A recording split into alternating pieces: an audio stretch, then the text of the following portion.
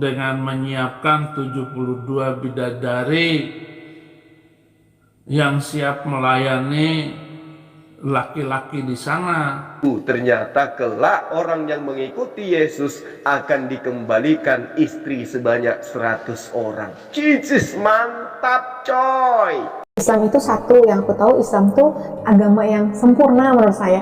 Semua pedoman pertanyaan yang kita butuhkan tuh ada di situ gitu ya.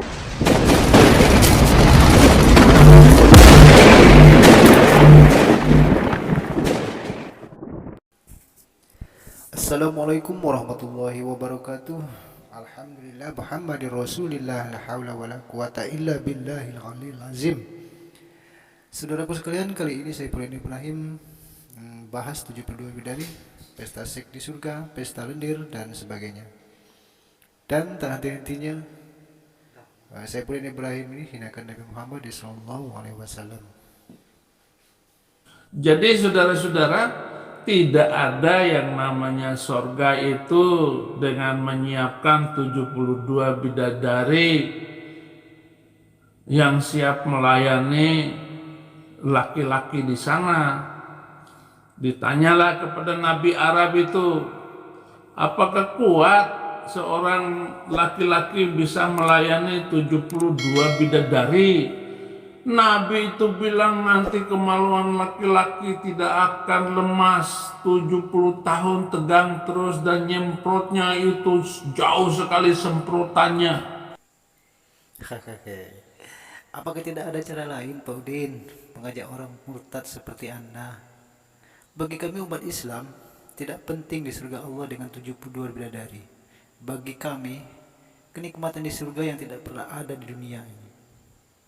Kenikmatan seperti apa, Pak Udin? Coba kita dengarkan apa kata Pak Ustadz. Nikmat surga itu mala a'yunun ra'at, belum pernah dilihat mata, wala udhunun sami'at, belum pernah didengar telinga, wala khatara ala qalbi bashar, belum pernah terlintas di hati manusia. Bagi Sokrates, Demokritos, Aristoteles, Thales, bagi mereka tidak ada menariknya perempuan-perempuan, karena mereka filosofi yang sudah meninggalkan dunia.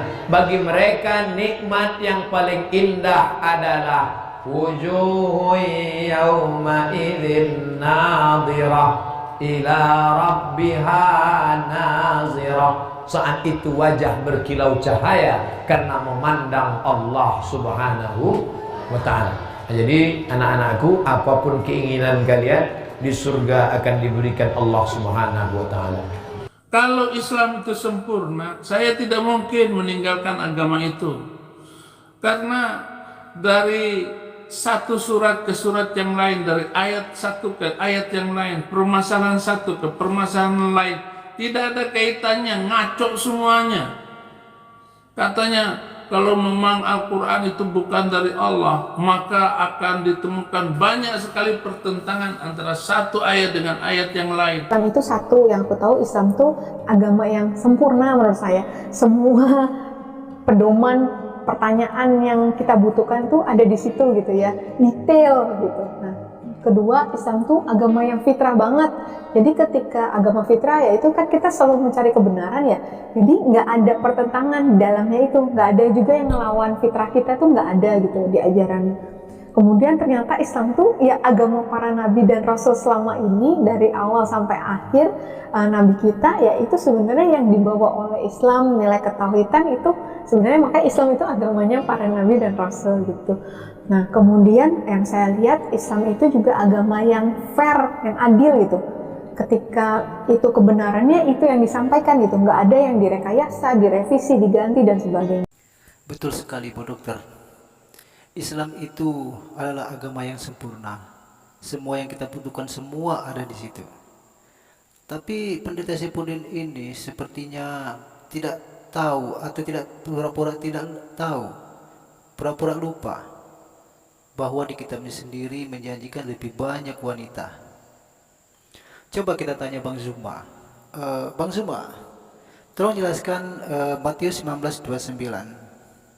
Dan setiap orang yang karena namaku meninggalkan rumahnya, saudaranya laki-laki, saudaranya perempuan, bapak dan ibunya, anak-anaknya, istrinya, dan juga ladangnya, akan menerima kembali 100 kali lipat.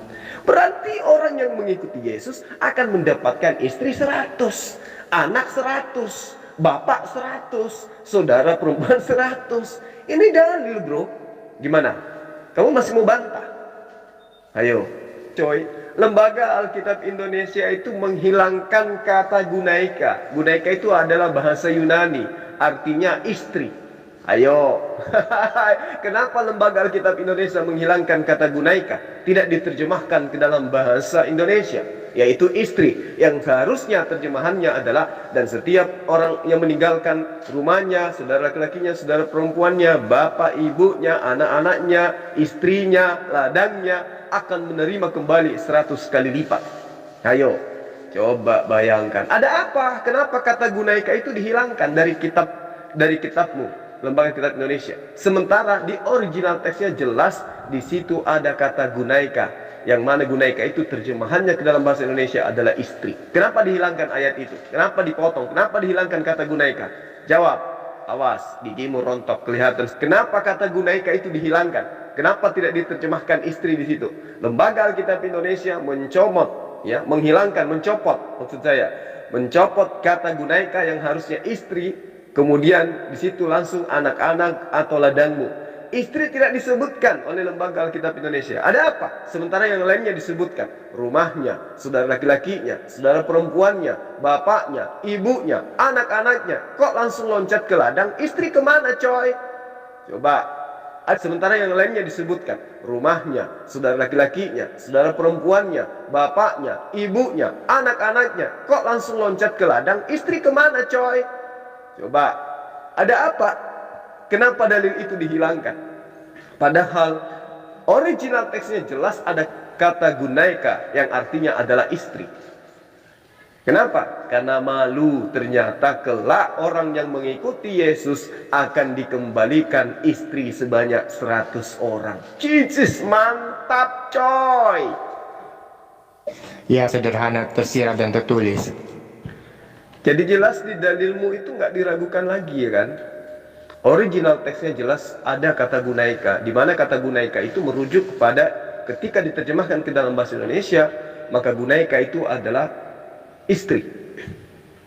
Semua sudah disebutkan di dalam ayat itu, ya, disebutkan adelphoi, tin adelphito, ton patera, itemitoratau, disebutkan semua, termasuk movet gay, opotosti, itu semua disebutkan. Tetapi ketika sampai pada kata gunaika dihilangkan oleh Lembaga Alkitab Indonesia. Lalu kemudian muncul lagi tapaidia. Ya, muncul lagi ladangmu atau kebunmu atau lahanmu. Lalu dikatakan aitopedeoto ta lafaun piso ekato forest. Coba 100 kali lipat kai dan tan incol oionia soy, dan dia akan mendapatkan hidup selamanya atau kekal. Jadi dalilnya jelas dalam kitabmu, tetapi Lembaga Alkitab Indonesia mencoba untuk menghilangkan kata gunaika agar tidak ketahuan bahwa Yesus ternyata menjanjikan 100 istri. Coba, barang siapa yang meninggalkan istrinya, maka aku akan menggantikannya 100 kali lipat. Gimana?